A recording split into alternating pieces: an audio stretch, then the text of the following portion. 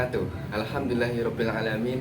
Wa bihi nasta'in ala umuri waddin wassalatu wassalamu ala asrafil anbiya wal mursalin wa ala alihi washabihi wa barik wasallim ajmain. Amma ba'd.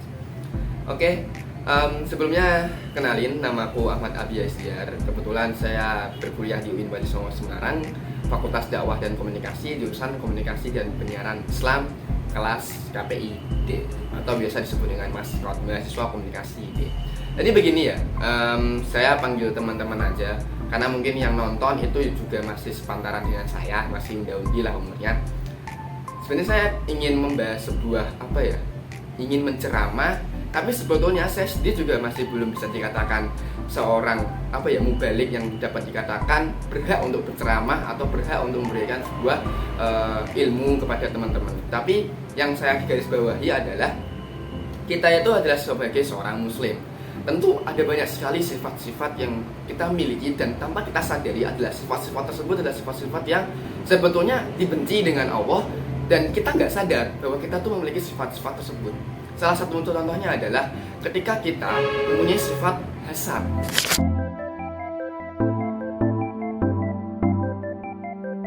Jadi hasad itu adalah sifat yang paling dibenci oleh Allah, karena dia suka melihat orang lain sukses, melihat pencapaian orang lain, melihat keberhasilan orang lain, seakan-akan hanya dia saja yang berhak berhasil, hanya dia saja yang mendapat kenikmatan, hanya dia saja yang berhak gitu mendapatkan segala-galanya. Ketika ada orang lain yang mendapatkannya, maka dia akan merasa benci terhadap dia. Nah, makanya Rasulullah SAW pernah bersabda, jauhilah hasad, karena hasad dapat memakan kebaikan seperti api memakan kayu bakar. Hadis Abu Dawud nomor 4257. Jelas ya dari hadis ini bahwa hasad itu tuh sama kayak api memakan kayu bakar. Anda pernah melihat konsep api memakan kayu bakar? Bukan api kemudian makan kayu bakar, enggak, tapi api yang melahap kayu bakar kan secepat itu ya. Walaupun nggak pakai bensin nggak pakai apapun, itu cuman api kecil gas kayu bakar, kan kayu bakarnya langsung hangus. Nah, seperti itulah konsep kebaikan-kebaikan kita yang pernah kita lakukan, tapi ketika kita memiliki sifat hasad, hangus begitu saja, hilang begitu saja, sama seperti api memakan kayu bakar.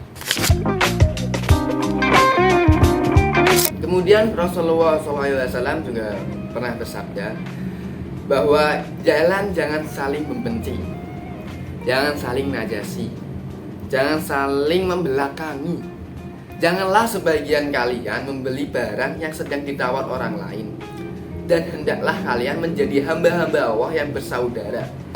Seorang muslim itu adalah saudara bagi muslim lain, maka ia tidak boleh menzalimnya, menelantarkannya, dan menghinakannya. Takwa itu di sini. Beliau memberi syarat ke dadanya 3 kali. Takwa itu di sini. Takwa itu di sini. Cukuplah keburukan bagi seseorang jika ia menghina saudaranya yang muslim. Setiap orang muslim haram darahnya, hartanya, dan kehormatannya atas muslim lainnya. Hadis riwayat Muslim nomor 2564. Oke teman-teman, jelas ya bahwa Rasulullah itu juga pernah bersabda dan sempat melarang umat-umatnya untuk janganlah kalian mendengki, janganlah kalian memiliki sifat hasad, janganlah kalian saling membelakangi, memfitnah dan sebagainya gitu kan. Karena memang gimana ya, itu sifat yang nggak baik tanpa kita sadari. Mungkin teman-teman sering nggak sih memiliki sifat hasad? Sering juga. Kalian sadar nggak kalau kalian pernah melakukan sifat hasad? Makanya hasad itu perlu kita hindari gitu. Karena setan itu punya 2 tipe, dan ini tertera dalam surat Al-Baqarah ayat 208. Ya ayyuhalladzina amanu dkhulu fis-silmi kafa wala tattabi'u khutuwatis syaiton innahu lakum aduwwum mubin. Artinya, wahai orang-orang yang beriman, masuklah ke dalam Islam secara keseluruhan dan janganlah kamu ikuti langkah-langkah setan. Sungguh ia musuh bagimu. Janganlah kan mengikuti langkah setan. Seperti yang tadi saya bilang, setan itu ada dua tipe menurut saya. Tipe pertama, setan itu akan menggoda kita menuju ke keburukan. Atau yang kedua, setan akan menghasut kita merasa yang paling benar, merasa yang paling baik di antara yang lain. Jadi kalau setan gagal menghasut kita menjadi jelek, maka setan akan menghasut kita merasa yang paling benar di antara yang lain. Yes, begitulah sistemnya. Nah, kenapa sih saya bilang hasad itu perlu kita hindari? Sifat penyakit hati ini perlu kita hindari. Karena ini biang keroknya penyakit hati yang lain. Bisa katakan seperti itu. Karena misal nih, kalian udah iri dengan keberhasilan orang lain. Kemudian kalian merasa curiga. Contohnya ada tetangga Anda, dia tuh nggak kerja, tapi dia bisa beli barang-barang bagus secara baru. Otomatis ketika kamu nggak suka dengan pencapaian orang lain, maka kamu akan bertanya-tanya dalam diri kamu, dia dapat uang dari mana? Apakah dia ngepet? Apakah dia pesugihan? Atau yang lain? Itu akan nanti jatuhnya ke fitnah. Udah buruk sangka duluan, fitnah kemudian. Wah, pasti Anda itu ngepet, bisa dapat penghasilan sebanyak ini, bisa beli barang-barang branded bagus. Karena nggak mungkin Anda itu pengangguran, nggak kerja. Saya lihat Anda itu di rumah saja. Itu nggak cuma hasad doang itu udah merembet kemana-mana kan, udah masuk ke buruk sangka, udah masuk ke fitnah pula. Padahal cuma gara-gara satu, nggak suka pencapaian orang lain, masuk ke buruk sangka, masuk ke fitnah. Berapa banyak dosa yang Anda terima, berapa banyak pahala yang Anda lakukan kemudian hangus seperti api makan kayu bakar.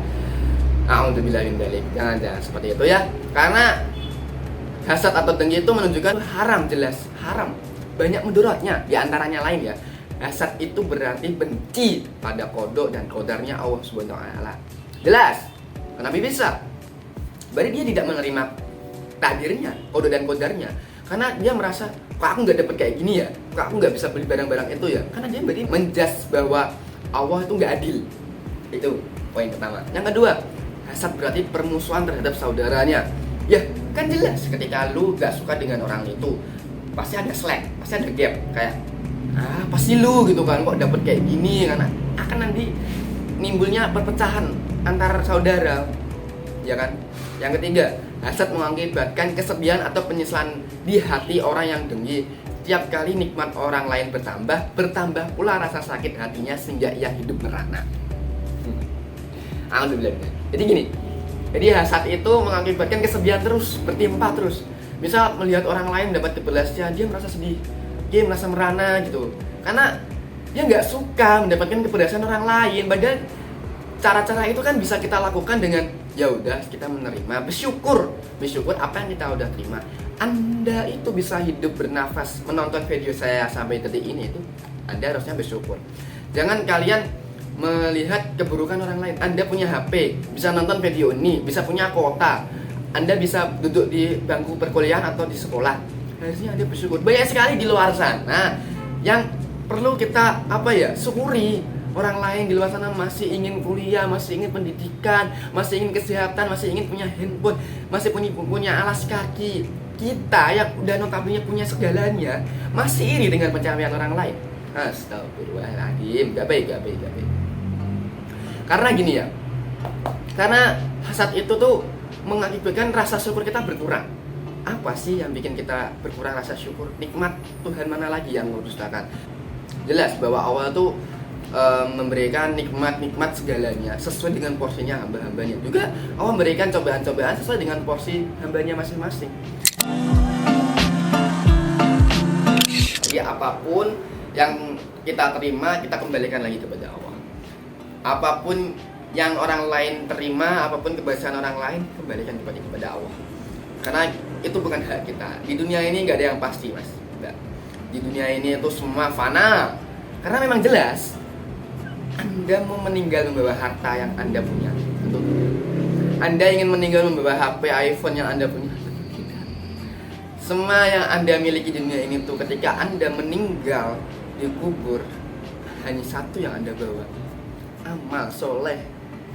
Malaikat apakah menanya, apa barang yang pernah kamu beli yang paling mahal? Tidak. Sejak kapan malaikat menanyakan seperti itu? Malaikat pasti akan menanyakan, amal soleh apa yang telah kamu perbuat selama hidup di dunia ini. Itu yang paling utama ya teman-teman. Jadi sekian yang dapat saya sampaikan. Mohon maaf ya apabila ada perkataan atau gaya bahasa yang mungkin teman-teman tidak suka terhadap saya. Saya mohon maaf sebesar-besarnya. Karena manusia titiknya kesalahan dan kelupaan. Jadi tapi kita jangan sampai lupa bahwa kita juga harus memperbaiki diri sebaik-baik mungkin. Jangan sampai kita memiliki sifat aku udah terlambat, aku udah menyesal. Jangan, kita sering-seringlah perbaiki diri kita berjalannya waktu. Gak ada yang namanya terlambat, gak ada yang namanya kita merasa paling dosa, gak ada. Kita harus sering-sering berhijrah. Hijrah itu koma, gak titik, jadi masih berlanjut. Gak ada habisnya, gak ada berhentinya. Teruslah kita berhijrah, membuat kebaikan, berbuat yang paling baik pada orang lain. Ya, itu aja ya. Wabillahi taufiq wal hidayah. Wassalamualaikum warahmatullahi wabarakatuh. See you next time.